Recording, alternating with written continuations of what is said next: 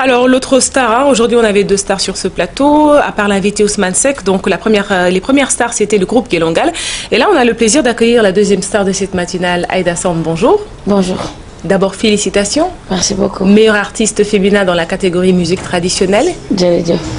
J'aurai le plaisir donc d'être accompagnée avec Aïssatou Traoré qui anime la chronique culture dans cette matinale. Alors que l'on découvre, même pas découvrir, que l'on entend donc les sonorités de Saraba où tu chantes si bien, mais aussi avec ton grand-père Samba Diabaré Samb, un virtuose de la musique sénégalaise.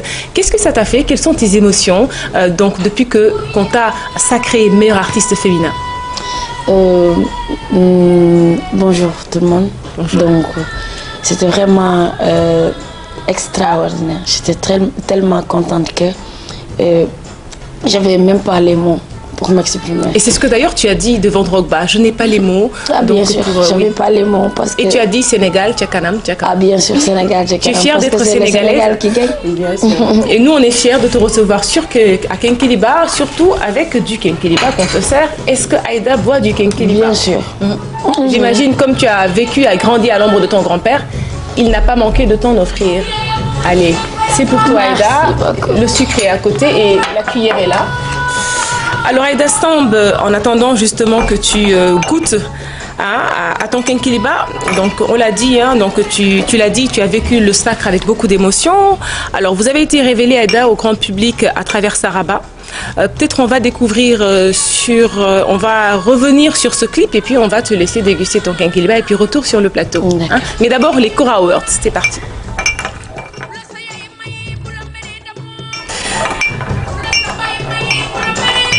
Alors, Aïda Samb au Kora Awards, ses premières impressions. Mais d'abord, voilà, Saraba, Aïda Samb avec son grand-père Samba Diabaré Samb. C'est parti.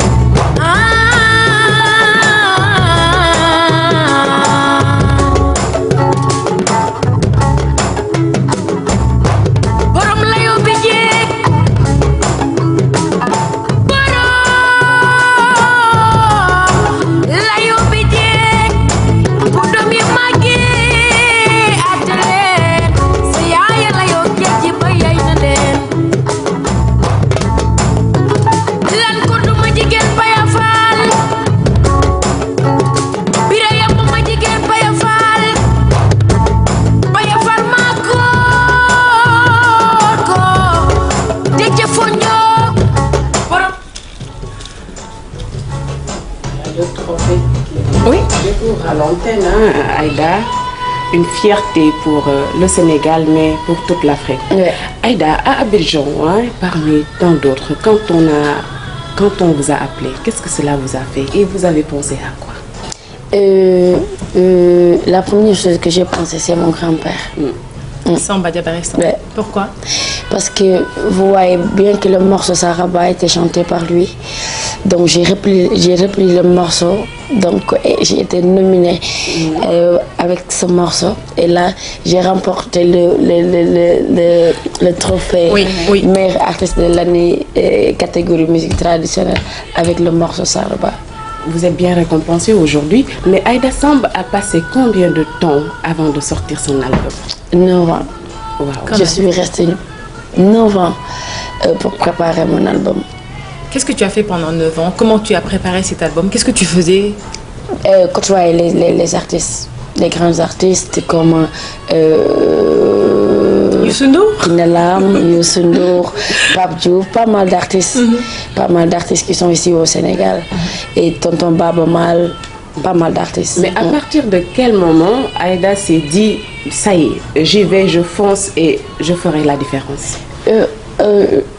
Parce que je travaille avec le label Prince Art. Donc tout au début, j'avais pas exactement ce qu'il faut exactement. Donc Ibrahima Ndour m'a mis dans de très bonnes conditions et il m'a appris beaucoup de choses dans la musique, beaucoup de choses. En passant dans les studios, derrière des artistes pour faire des chœurs, voilà.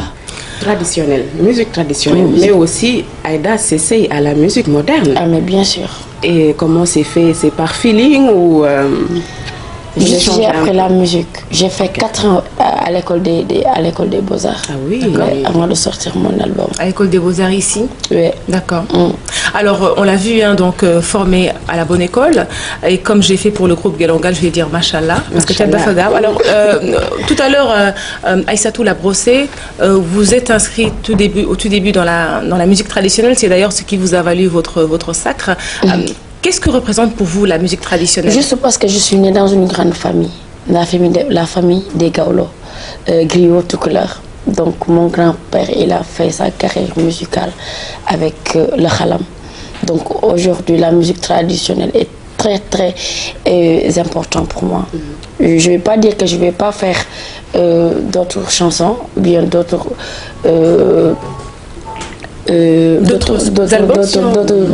options dans la musique, mais je favorise la musique traditionnelle parce que c'est la musique traditionnelle qui m'a fait aujourd'hui ce que je suis, être la petite fille de Samba Diabaré. Pour vous, c'est un lourd héritage d'être... Ah oui, c'est lourd à porter? C'est lourd. Oui, c'est très lourd. Mais ça va être très léger. Alors, et en même temps, pour faire une petite parenthèse, j'avais lu quelque part où il dire voilà, que votre grand-père vous disait voilà, Machallah, elle est magnifique, ma petite fille, mais voilà, la manière dont elle s'habille. Alors, on va dire conflit de génération. Est-ce que pour vous, c'est quand même important de grandir donc, à l'ombre de cet homme et en même temps, voilà, de porter aussi ses valeurs? Est-ce que vous portez toutes ces valeurs-là? Je ferai de mon mieux pour porter toutes ces valeurs. C'est dit avec prudence. C'est pas évident de porter les valeurs de Samba Diabaré avec tout ce qu'il a fait, avec son caractère, avec son charisme aussi. Oui. Avec l'éducation qu'il a eue avec Cheikh Ahmed Tidiane, donc je pense que c'est pas évident, mais je ferai de mon mieux. Oui, mais parle-nous quand même de 2 ou 3 valeurs qu'il vous a inculquées et qui seront là où que vous soyez ou quoi que vous deveniez. Et il m'a toujours dit que nit doomu adama bu nekk surtout nit war na boole ñetti fulla jom ak ngor. Je pense que ce sont les 3 choses. Mi ngi ci Aïda Samb du deñ. Moi aussi, par rapport au costume, hein, quand Aïda Samb s'habille, on sent vraiment cette africaine. Même quand on regarde la cérémonie des awards, Aïda était habillée en wax. Aujourd'hui aussi, c'est un pagne qui est cousu, veste et tout. Est-ce que vous avez une attirance par rapport aux modèles africains, mais un peu modernisés? Bien sûr. Moi, je trouve que il serait très ridicule de partir à Abidjan avec un costume européen par exemple. Ouais. D'accord. Je pense que je suis nominée au Kora Awards, la plus prestigieuse compétition quand même. Oui, pour la catégorie de musique traditionnelle. Donc je trouve que partir avec tenue traditionnelle c'était plus normal. Vous avez fait 4 ans, vous avez dit, à l'École nationale des arts. C'était très difficile. Comment ça s'est passé? Est-ce que vous pouvez nous peindre un peu l'ambiance qu'il régnait en tant qu'étudiant? C'était pas difficile parce qu'il y avait Adolphe Colli qui était mon professeur de chant.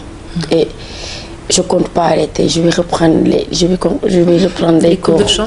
Alors, est-ce que déjà vous pouvez nous faire un a cappella, en tout cas, est-ce que vous pouvez nous chanter quelque chose pour faire peut-être honneur à votre professeur Adolphe Colli et lui dire que voilà, vous allez revenir? Vous pouvez nous chanter quelque chose comme ça?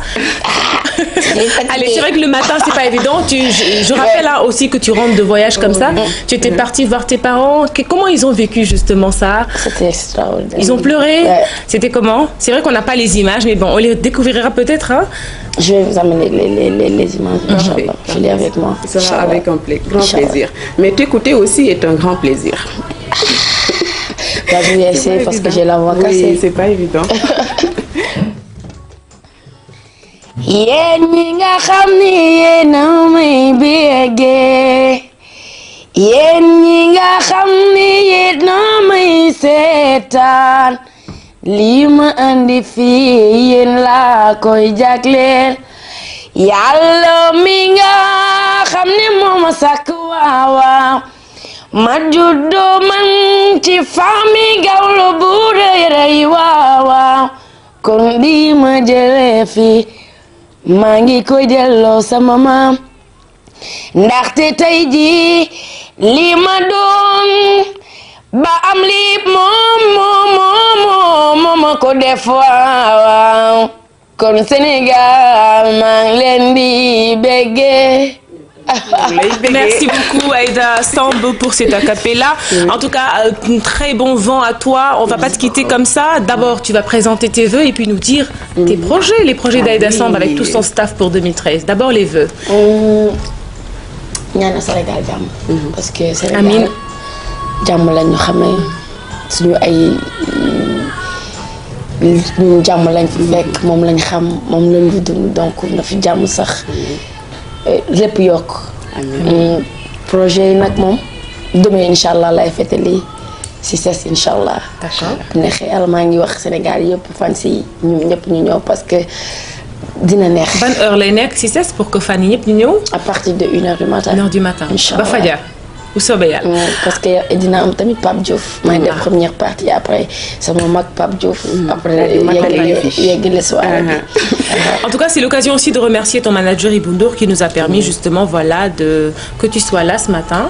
Ibou Ndour, Oumy Ndour aussi qui nous a beaucoup aidé pour la réalisation justement de ces entretiens avec les artistes. Guelongal d'abord, ensuite donc Aïda Samb. Merci Aïda, que le meilleur soit pour toi en 2013. Merci beaucoup. Beaucoup de succès. Beaucoup de succès, on va t'accompagner bien sûr en musique.